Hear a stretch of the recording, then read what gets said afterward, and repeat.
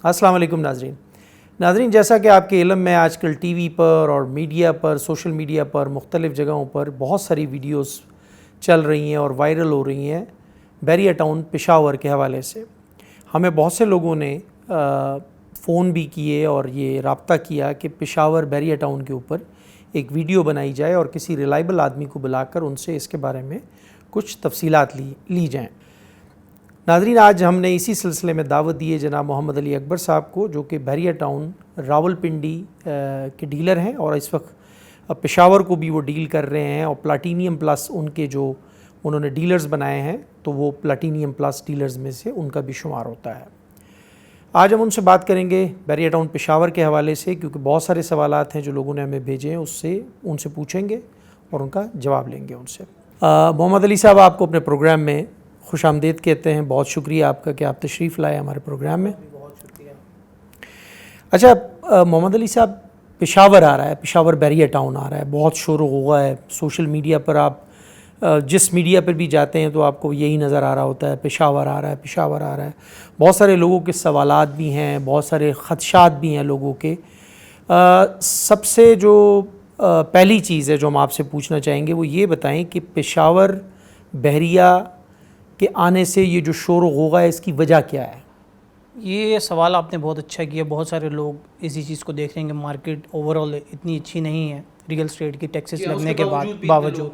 पेशावर एक तो बहुत सालों से पेंडिंग है। बैरिया टाउन पेशावर बहुत सालों से लॉन्चिंग करना चाह रहा था, जिसका इंतज़ार बहुत सारे हमारे पख्तून भाई कर रहे थे, लेकिन बैरिया टाउन इस प्रोजेक्ट को लॉन्च नहीं कर रहा था। बैरिया टाउन ने फाइनली ये स्टेप उठाया। अभी प्रोजेक्ट लॉन्चिंग की तरफ तो बैरिया से कोई बात नहीं हुई। अभी ये जितनी ही भी डील या जितनी भी आप मालूमात सुन रहे हैं, ये डीलर की रजिस्ट्रेशन है।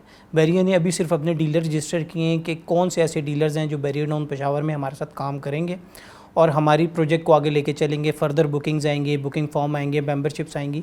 ये स्टेप बाय स्टेप है। अभी जो फर्स्ट स्टेप आया है वो सिर्फ यही आया है कि उन्होंने अपने डीलर रजिस्टर किए हैं। सिलेक्शन डीलर्स की सिलेक्शन, ये सिलेक्शन डीलर्स की सिलेक्शन है कि इनमें से कौन कौन से डीलर्स बैरिया टाउन पेशावर को डील करेंगे। बहुत वही है कि कौन कौन से डीलर्स जो हैं वो पेशावर में बैरिया के साथ काम करेंगे। अच्छा, इसके अलावा जो दूसरा एक सवाल बहुत सारे लोग कर रहे हैं वो बैरिया टाउन की लोकेशन का कर रहे हैं कि बैरिया टाउन की लोकेशन कहाँ पर है। लोकेशन अभी तक बैरिया ने कंफर्म नहीं की है। बैरिया के पास लैंड बिल्कुल मौजूद है और मैं आपको बताता चलूँ 2 से 3 लोकेशंस ऐसी हैं जो बैरिया ने शॉर्ट लिस्ट की हुई हैं। बैरिया के पास केपीके में काफ़ी लैंड मौजूद है, लेकिन बैरिया ने अभी तक कोई भी बुकिंग के हिसाब से या किसी को भी ये नहीं बताया कि हम इस प्लेस पे हम लॉन्च करेंगे। और बैरिया के साथ जो मीटिंग हुई उसमें यही डिसाइडेड हुआ है, अगर वो पेशावर रीजन के अंदर होगी तो उसके साथ फिर लिखा जाएगा बैरिया टाउन पेशावर। अगर वो 4 सद्दा रीजन में होगी तो उसके साथ बैरिया टाउन 4 सद्दा लिखा जाएगा। इसी तरह बैरिया जिस भी लोकेशन के करीब अपनी हाउसिंग सोसाइटी लॉन्च करेगा उसी सिटी का नाम उसके साथ जोड़, यानी जिस डिस्ट्रिक्ट के अंदर वो फॉल करेगा उसी डिस्ट्रिक्ट के नाम के साथ। बिल्कुल ऐसा ही है। पेशावर हुआ या 4 सद्दा हुआ या मर्दान हुआ, जो भी हुआ उसके साथ ही आएगा, उसी का नाम बैरिया टाउन के साथ जोड़ेंगे ये। बिल्कुल ठीक जी। अच्छा, ये जो डील्स वगैरह लोग कर रहे हैं, इसमें जो प्रॉब्लम सबसे बड़ी, जब इस तरह की कोई भी चीज़ आती है तो फिर लोग फ्रॉड भी करते हैं। इसी को आगे रख के लोगों को बेवकूफ़ भी बनाते हैं, लोगों से पैसा भी बटोरते हैं। तो इस सिलसिले में आपकी क्या कहेंगे उन लोगों को जो बैरिया टाउन पेशावर में इन्वेस्ट करना चाहते हैं, उनको भी क्या करना चाहिए? देखिए, सबसे पहली बात ये कि बैरिया टाउन जो है ये एक ब्रांड है। आपको पता होगा एशिया की सबसे बड़ी सोसाइटी है। डेवलपमेंट भी इनकी बहुत अच्छी है, लिविंग स्टैंडर्ड भी यहाँ बहुत अच्छे हैं। बहुत सारी हाउसिंग सोसाइटीज़ ने बैरिया टाउन को देख के अपनी डेवलपमेंट बेहतर की है। बैरिया टाउन जो रावलपिंडी है इनका पहला प्रोजेक्ट, इस्लामाबाद, फिर गोल्ड सिटी, फिर इसके बाद कराची, लाहौर, ये सब प्रोजेक्ट इन्होंने डिलीवर किए हैं। फ्रॉड की जहाँ तक बात है, फ्रॉड जो है वो बैरिया टाउन के एंड से नहीं होता। ये हमारे डीलर्स या हमारे उन लोगों की वजह से होता है जो डे फर्स्ट ही अपनी अमाउंट को डबल करने का या किसी को लालच देख के इसमें फंसा लेते हैं। अभी देखें, जिस तरह की अभी आपने बात की कि बुकिंग आ रही है, तो बुकिंग तो अभी कोई कंफर्म ही नहीं है कि बुकिंग आज आएगी, कल आएगी, महीने बाद आएगी, या बैरिया टाउन इसको 2 महीने बाद लॉन्च करेगा। आप मार्केटिंग में देखेंगे तो लोगों ने मैसेजेस चलाने शुरू कर दिए, सोशल मीडिया पर पोस्ट लगाने शुरू कर दिए कि confirm booking available. Booking available तब होगी जब बैरिया हमें बुकिंग करने की इजाज़त देगा और हमें बताएगा कि इस प्लान के साथ मैं इस साइज़ का प्लॉट इस इंस्टॉलमेंट पीरियड्स में दे रहा हूँ।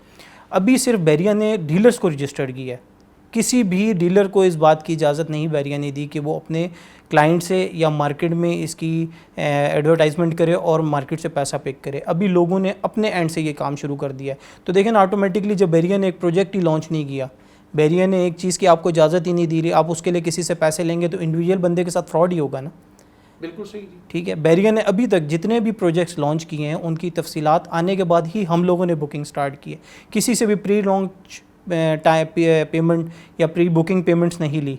उसकी वजह ये कि एक चीज़ हमें ही क्लियर नहीं है, मुझे ही क्लियर नहीं है कि उसकी कीमत क्या है, उसकी डाउन पेमेंट क्या है, आया फर्स्ट मेंबरशिप आएगी या आया ही डायरेक्ट बुकिंग आ जाएगी, आया बैरिया टाउन पेशावर की ही डिस्ट्रिक्ट में या बैरिया टाउन पेशावर की लोकेशन में ही अपना प्रोजेक्ट लॉन्च कर रहा है या थोड़ा सा कोई सिटी के आगे पीछे लॉन्च कर रहा है। ये सारी तफसीलात आने के बाद कस्टमर्स को मैं तो यही कहूँगा कि जब तक बैरिया टाउन अपना पूरा प्रोजेक्ट लॉन्च ना करे, डीलर्स को तमाम इन्फॉर्मेशन ना मिले, किसी के साथ भी आपको डील करने की ज़रूरत नहीं है। आप इसका वेट करें। अभी तो जस्ट डीलर की रजिस्ट्रेशन हुई है, अभी डीलर रजिस्टर हुए हैं, फर्दर इसके ऊपर जो है बुकिंग आएगी, देन फिर आप इसमें इंगेज हो। बिल्कुल सही, बिल्कुल सही। अच्छा अली साहब, ये बताइए कि इस वक्त जो पोजीशन है, हमारे मुल्क की इक्तिसादी हालत बहुत ही दिगरगू है, बहुत ही ख़राब है।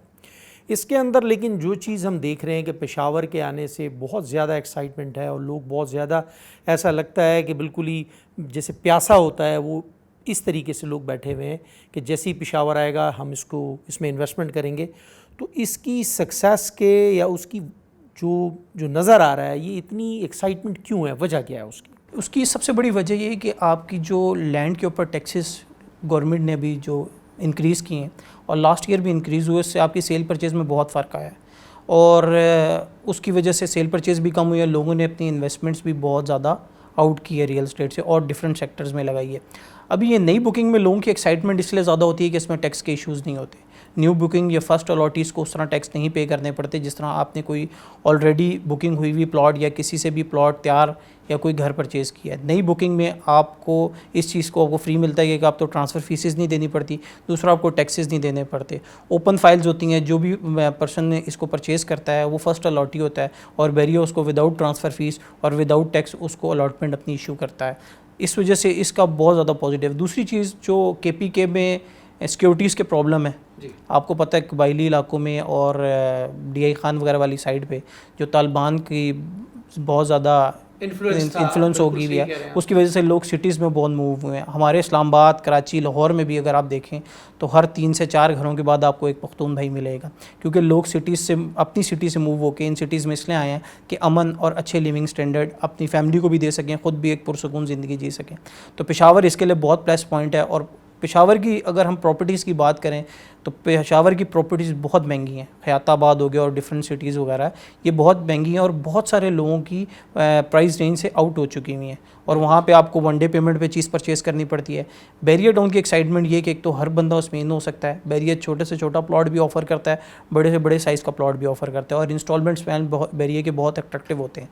अगर आप उस इंस्टॉलमेंट्स प्लान को फॉलो करके अपने प्लॉट की बुकिंग करवा के उस इंस्टॉलमेंट प्लान को फॉलो करके आप अपनी इंस्टॉलमेंट्स टाइम टू टाइम पे करते रहें तो बैरिया आपको प्रायोरिटी बेसिस पे प्लॉट की पोजीशन देता है। जो मार्केट में आपको नेगेटिविटी सबसे ज़्यादा मिलती है कि बैरिया ने लेट पोजीशन दी या हमारी बैलेटिंग लेट हुई या हमारा प्लॉट लेट हो गया या अभी तक हमें नहीं मिला, उनमें सबसे ज़्यादा प्रॉब्लम्स ये हुई हैं कि लोग अपनी इंस्टॉलमेंट्स टाइम पे नहीं देते।